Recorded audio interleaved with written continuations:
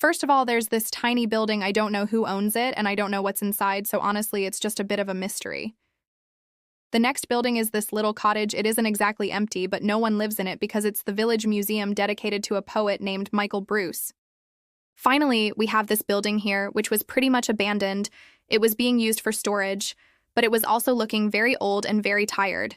And every time I walked past it, I thought it would be nice to turn it into a proper house. So in October 2020, I bought it. In this video, I'm going to show you the process of turning this abandoned building into my first home. I hope you enjoy. After the previous owner had cleared everything out of the building, this is what I was left with. The walls were looking pretty rough. The floor needed sorted, there was a little bit of damp, and the downstairs was pretty much the same. The floor was basically just ground and mud. The big sliding door would need to go, and the stair would be taken out as well. There was a lot of foundational work needing to be done. After taking out the staircase, the builder began planning the layout. The walls and the old fireplaces got filled in and repaired. The window frame in the bedroom had a new brick stack added for support. Similar work was done upstairs for the internal walls. The ceiling was also raised a little bit, and this ended up opening up the space way more. The floor downstairs was sorted with concrete. After this, the insulation started getting put in. This was when the building started to feel much more homely. The next part of the project was actually a bit of a pain. When the builder inspected the roof, he found out that it wasn't very good at all. I had to pay for the scaffolding and the repair work that followed. Part of this process involved getting the stonework repointed. Back inside, things were really starting to take shape. The roof windows were installed, which brought in a lot of natural light.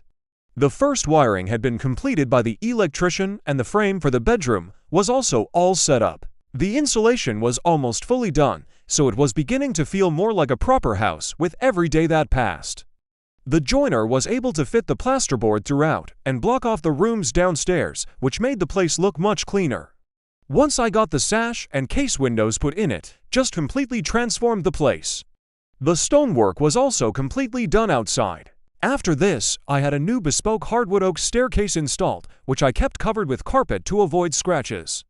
I had some of the bathroom parts fitted and had a taper coming to sort the joints on the plasterboard for painting. The staircase was one of the most exciting parts because I hated going up the ladder and having this big hole in the floor. Next up, my mom and me painted the house together. I went with white throughout, but did a couple of accent walls.